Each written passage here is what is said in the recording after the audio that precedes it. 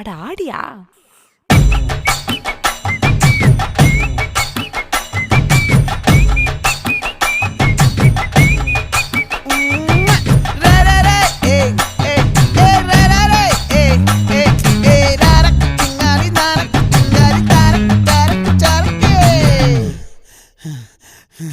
விளைஞ்சிருக்கும் என் வெத்தலை கொடி, அட வளைஞ்சிருக்கும் ஒரு சன்னல் வெடி. தோட்டா ஒரு கண்ணால தொலைஞ்ச ஒரு பொண்ணால வாக்கா இந்த வம்பால வல விரிச்சிட வந்தாளே.